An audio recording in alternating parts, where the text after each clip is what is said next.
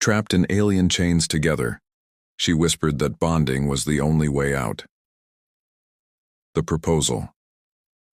The cold metal floor pressed against Zara Thorne's cheek as consciousness crawled back into her battered skull. Her cybernetic left eye flickered online, first, scanning the cramped cell with infrared precision while her organic right eye remained squeezed shut against the harsh artificial lighting. The taste of copper filled her mouth, blood from where they'd hit her during the arrest. "Finally awake, little thief," the voice rumbled from across the cell, deep and resonant with an accent she couldn't place.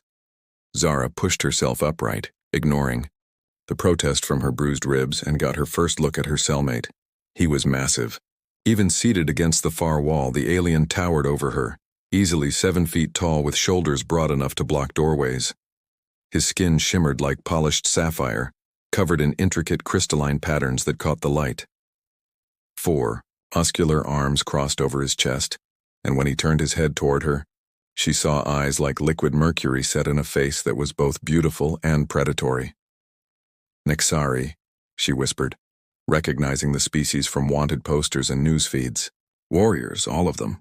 Born soldiers who'd conquered half the outer rim before the coalition had contained them. "Very good." His lips curved in what might have been a smile, revealing teeth like carved ivory. "I am Vex Kaldor, formerly of the Nexari 3rd Battle Fleet, and you are the human who tried to steal Admiral Morrison's personal files from the Centauri station." Zara's enhanced eye whirred as it focused on him, analyzing stress patterns and micro-expressions. He seemed amused rather than threatening, which was more unsettling than outright hostility would have been.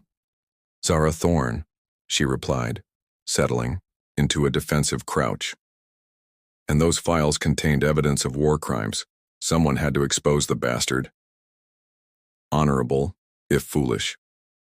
Vex uncrossed his lower set of arms and gestured to the cell around them.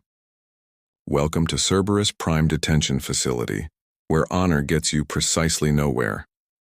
The cell was a cube of brushed metal, maybe 8 feet on each side. No windows, no furniture except for a metal shelf that served as a bed and a waste receptacle in the corner. A single vent high on one wall provided recycled air that tasted of ozone and desperation. On the ceiling, a red light blinked steadily. Surveillance, no doubt. "How long have you been here?" Zara asked, her tactical implants already mapping the cell's dimensions and searching for weaknesses. 3 cycles, Vex replied. "Long enough to understand that this place doesn't officially exist. No trial records, no prisoner manifests, no communication with the outside. We are, as they say, ghosts." A chill ran down Zara's spine that had nothing to do with the cell's temperature. She'd suspected as much when the Coalition Marines had grabbed her without reading charges or offering legal representation. Black site prisons were rumors whispered in smuggler dens and rebel hideouts. Now she was living in one. "What happened to the last person who shared this cell?" she asked. Vex's mercury eyes darkened. "There was no last person. They built this cell for us specifically." "Us?" Zara's cybernetic eye zoomed in on his face, searching for deception. "You're saying they planned to put us together?" "I'm saying they're very interested in studying the interaction between our species." Vex stood, his full height making the cell feel even more cramped. "Tell me, little thief, what do you know about the Coalition xenobiology programs?" Zara's blood turned to ice water. She'd heard whispers about the programs. Experiments designed to find ways to control alien populations, to breed compliance into conquered species, to create hybrid soldiers loyal only to human command. The files she'd tried to steal had contained references to something called Project Synthesis. "They want to breed us," she said, the words feeling like ash in her mouth. "Not breed," Vex corrected, beginning to pace the small space with predatory grace. "Study bonding patterns. Psychological, compatibility, reproductive potential. The Coalition is very interested in understanding how to create loyal hybrid populations." The surveillance light blinked faster, as if responding to their conversation. Zara realized they were being monitored constantly, their every word and gesture recorded and analyzed. "There's something else," Vex continued, his voice dropping to barely above a whisper. I've been listening to the guards. This facility processes two types of prisoners, subjects and disposals. Subjects go to the research labs, disposals. He drew one finger across his throat. Which are we? Unknown. But I've observed a pattern. Pairs of prisoners who demonstrate strong emotional bonds, mates, siblings, parent, and child, they always become subjects. Singles like us? We have perhaps a week before they decide we're more valuable as organ donors. Zara felt her enhanced systems kick into overdrive, flooding her bloodstream with stimulants as her fight-or-flight response activated. So, what are you suggesting? Vex stopped pacing and turned to face her fully. In the harsh light, his crystalline skin patterns seemed to pulse with their own inner fire. I'm suggesting we give them what they want to see. Which is a bonded pair. His four hands spread wide in a gesture that might have been supplication or threat. Nexari mate for life, little thief. When we choose a partner, the bond runs. Deeper than human marriage, deeper than human love. It becomes written into our very biology. Zara stared at him, her enhanced mind running calculations and scenarios at lightning speed. You want us to pretend to be mates? Not pretend, Vex said seriously. The technology they use can detect chemical markers, stress responses, neurological patterns. We would need to convince our own bodies that the bond is real. That's impossible, is it? Vex knelt down so they were at eye level, bringing his alien features close enough that she could see the individual facets in his crystalline skin. You have cybernetic enhancements, neural interfaces. Your brain is already accustomed to accepting artificial inputs as reality. Zara's technical knowledge kicked in despite her emotional turmoil. He was right. Her implants could theoretically be programmed to trigger the appropriate biochemical responses, to fool even sophisticated scanners into reading genuine bonding markers. And you? She asked. How would a Nexari warrior fake mate bonding? Vex's smile was sharp as a blade. Who says I would be faking? The words hit her like a physical blow. Zara scrambled backward until her shoulders hit the cell wall, her cybernetic eye spinning as it tried to process the implications. You're insane. I'm practical, Vex replied calmly. Nexari bonds are initiated through choice, not accident. I could choose to bond with you and my body would follow my mind's decision. The question is whether you're brave enough to let me. I don't even know you. Then let me remedy that. Vex settled back against the opposite wall, his forearms folding in a complex pattern that somehow conveyed patience. I was born on Nexar Prime, third son of a military family. I joined the fleet at 16 cycles, rose to battle commander by 30. I was decorated for valor, feared by enemies, respected by subordinates. His mercury eyes grew distant. Then came the Kepler colony incident. My superiors ordered me to glass the civilian sectors. 15,000 non-combatants, including children. I refused. They called it cowardice and shipped me here to rot. Zara found herself leaning forward despite her fear. You chose conscience over orders, as you chose justice over safety when you tried to expose Admiral Morrison. Vex's gaze locked onto hers. We are both here because we tried to do what was right. Perhaps that is foundation enough for trust. The cell's lights dimmed suddenly, signaling the facility's artificial night cycle. In the reduced illumination, Vex's crystalline patterns glowed with bioluminescent beauty, creating shifting patterns like a living constellation. The guards will come tomorrow, he said quietly. They'll want to see how we interact, whether we show signs of bonding. If we appear to be nothing more than cellmates thrown together by chance, they'll separate us. And then... Disposal. Zara. Finished. Disposal. Zara closed her eyes and let her enhanced systems run a full diagnostic. Her cybernetic components were functioning normally, her biological systems stable despite the stress. She thought about the files she'd died trying to steal, about the evidence of atrocities that would now never see light. She thought about the thousands of prisoners who had disappeared into places like this, their fates unknown and unrecorded. When she opened her eyes, Vex was still watching her with infinite patience. "If we do this," she said slowly, "if we somehow make them believe we're bonded, what then? Even subjects don't just walk free." "Bonded pairs are valuable," Vex replied. "They're transferred to research facilities with better conditions, more freedom of movement, opportunities for escape. It buys us time and options." "And if we're caught in the deception?" Vex's 4 hands clenched into fists. "Then we die fighting, instead of waiting."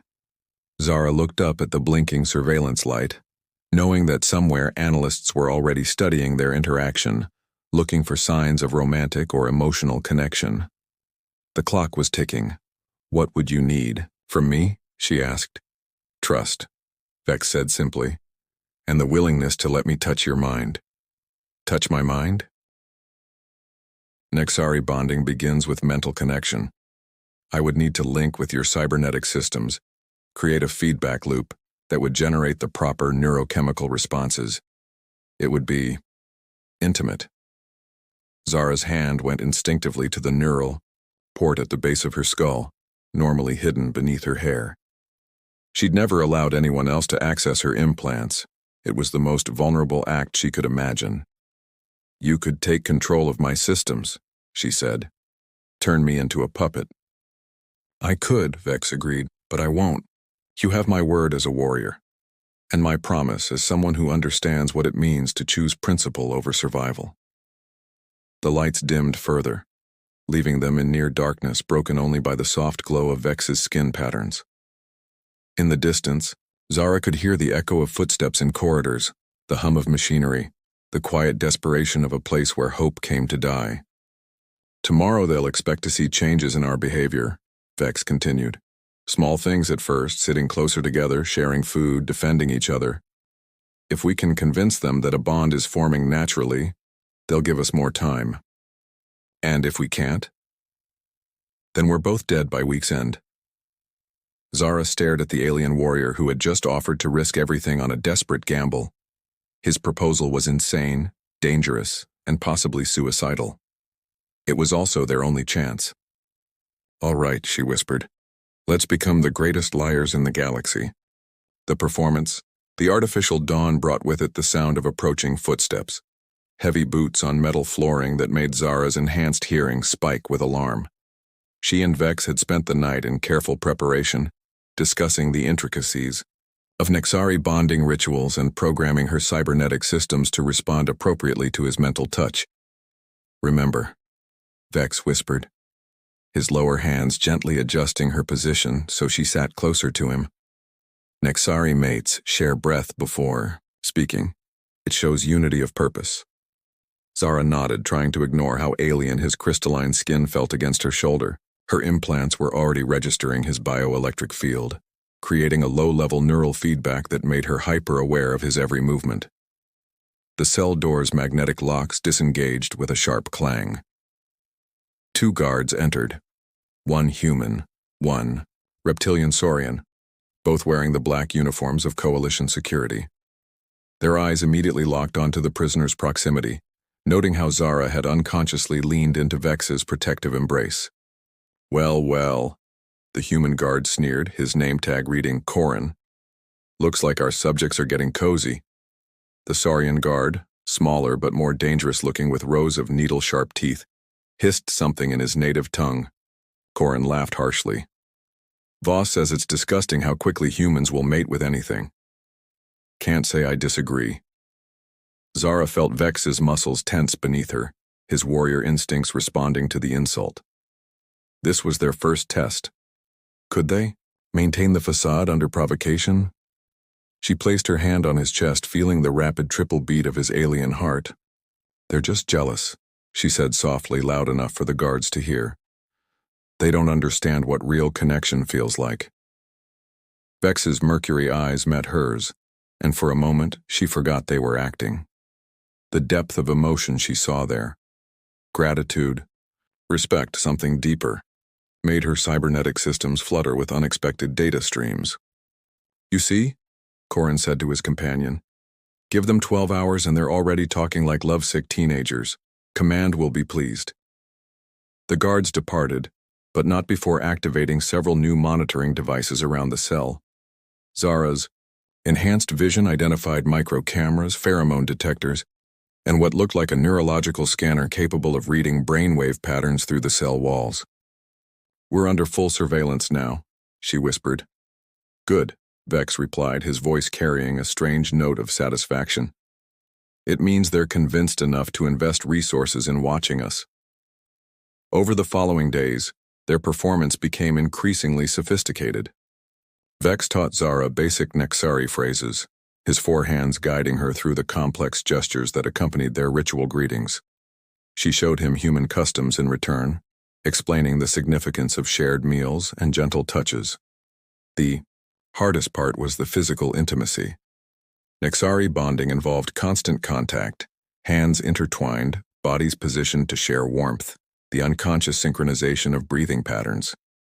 Zara had to fight every instinct that screamed warnings about trusting an alien predator. But as the hours passed, something unexpected began to happen. The neural feedback from her cybernetic systems, designed to simulate bonding responses, started creating genuine emotional connections. When Vex spoke of his homeworld's crystal forests, she found herself fascinated by the poetry in his voice. When she described Earth's oceans, his eyes lit up with wonder that seemed entirely authentic. "Tell me about your family," Vex said during their third night together.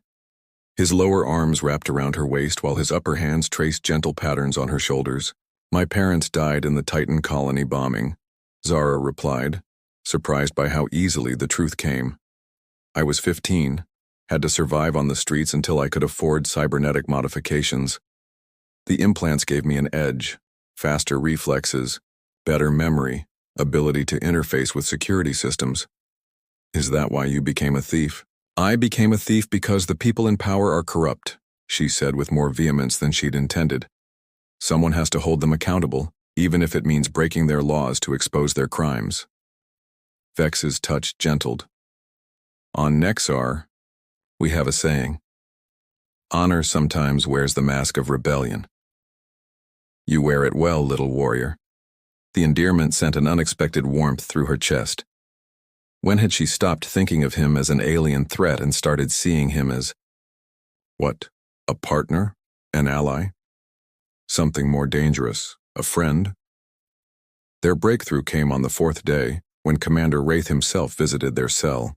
The prison warden was a tall, severe-looking man with silver hair and eyes like chips of ice. He studied them through the transparent aluminum barrier with the detached interest of a scientist examining specimens. "Fascinating," he murmured to the technician beside him. "Their stress hormones are completely synchronized. Neurological patterns show deep limbic resonance. Either they're the most sophisticated actors in the galaxy, or they've actually bonded," the technician finished. "The readings are identical to confirmed Nexari pairs we've studied." Wraith's smile was cold as winter starlight. "Excellent. Prepare them for transfer to Research Level 7. Dr. Vale will want to begin detailed analysis immediately." As the commander departed, Zara felt a chill that had nothing to do with the cell's temperature. Research Level 7 was where the really invasive experiments happened: genetic sampling, neurological mapping, reproductive compatibility testing. "Vex," she whispered, "what have we gotten ourselves into?" His forearms tightened around her protectively. "A chance at survival," he replied, "and perhaps something more." The transfer came at dawn, instead of the rough handling they'd received. Before, the guards treated them with careful professionalism, valuable specimens to be protected rather than prisoners to be abused. They were escorted through corridors Zara had never seen, past laboratories filled with sophisticated equipment, and holding cells containing other bonded pairs. Research Level 7 occupied an entire sub-level of the facility. The walls were pristine white instead of grimy metal, the lighting soft and natural instead of harsh fluorescence. It was still a prison, but a comfortable one designed to keep subjects compliant and productive. Their new quarters were larger, a proper room with a bed, chairs, even a small table. Monitoring equipment was built into the walls, more sophisticated but less obvious than the crude cameras in their old cell. "Welcome to your new home," Dr. Nasa Vale said as she entered behind them. She was a striking woman in her 40s with auburn hair and intelligent green eyes that missed nothing. I'm Dr. Vale, head of xenobiology research. You'll be working with me for the foreseeable future. Working? Zara asked suspiciously. Participating in our studies of interspecies bonding, Dr. Vale clarified. Nothing harmful, I assure you. We're simply interested in understanding how emotional connections form between different species. Your bond is quite remarkable. It formed much faster than our models predicted. She activated a holographic display showing complex neurological charts. See these patterns? This is your brain activity over the past 4 days. The synchronization is extraordinary. Most bonded pairs take weeks or months to achieve this level of limbic resonance. Zara felt Vex's hand squeeze hers, a warning to be careful. The doctor was fishing for information, trying to understand how their bond had formed so quickly. It felt natural, Zara said carefully, like we were meant to find each other. Fascinating. Dr. Vale made notes on her tablet. I'd like to begin with some simple tests, nothing invasive, just neurological scans while you interact normally. We're particularly interested in the moment of initial bonding. Can you recreate that for us? Zara's enhanced system screamed warnings. This was the test that would expose them. How could they recreate a bonding moment that had never actually happened? But Vex moved, with fluid grace, his 4 hands finding their positions on her face and shoulders.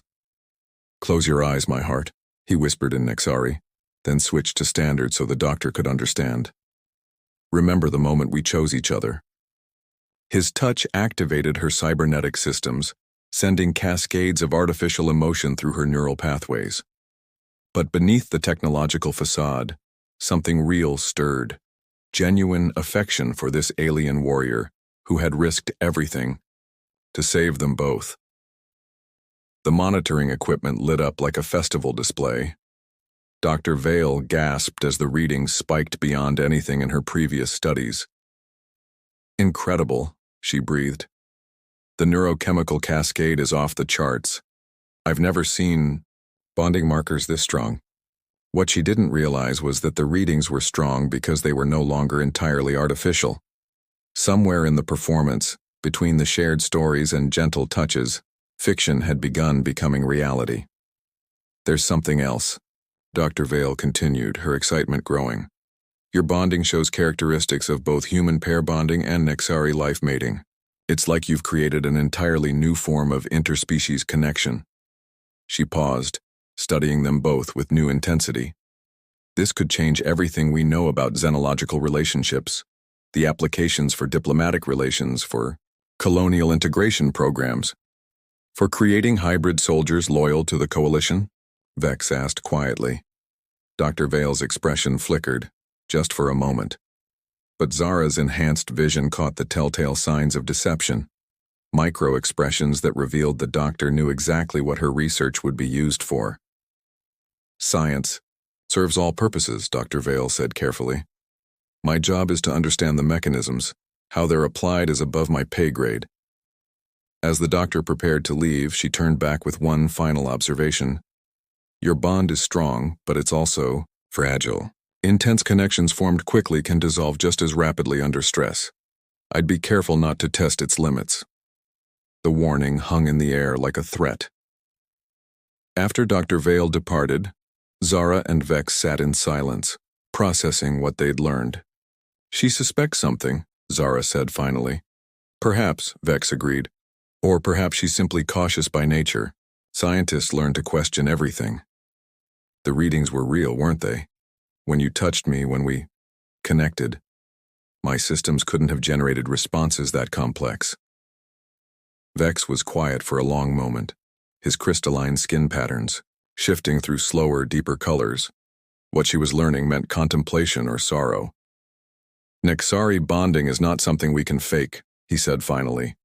When I chose to link with your systems, I opened a real pathway between us. The emotions you felt, the connection you experienced, it was genuine. Zara felt the world shift beneath her feet. You mean we're actually bonded? This isn't performance anymore? It stopped being performance the moment you trusted me with Access to your mind, Vex replied. I should have warned you, but I hoped you might not regret the reality of what we've created. The implications crashed over her like a tidal wave. They weren't just pretending to be bonded. They actually were bonded, linked at a neurological level that her cybernetic systems couldn't fully undo. The connection she'd been feeling, the growing affection and trust, wasn't artificial at all. Vex, she whispered, what have you done to us? His mercury eyes met hers, filled with an emotion she was only beginning to understand. I've given us something worth fighting for, he said. The question is whether you can forgive me for making that choice without your full consent. Outside their door, footsteps approached, Dr. Vale returning with more equipment, more tests, more questions that would probe deeper into the connection that was no longer a deception. Zara looked at the alien warrior who had become something far more complicated than a cellmate or co-conspirator. The bond between them pulsed with new awareness, carrying emotions and thoughts that belonged to both of them and neither. Ask me again tomorrow, she said softly, when we know if this connection will save us or destroy us both. Vex's hands found hers, intertwining with a complexity that spoke of genuine intimacy rather than practiced performance. Tomorrow, he agreed, when we discover whether love born of desperation can survive the light of truth.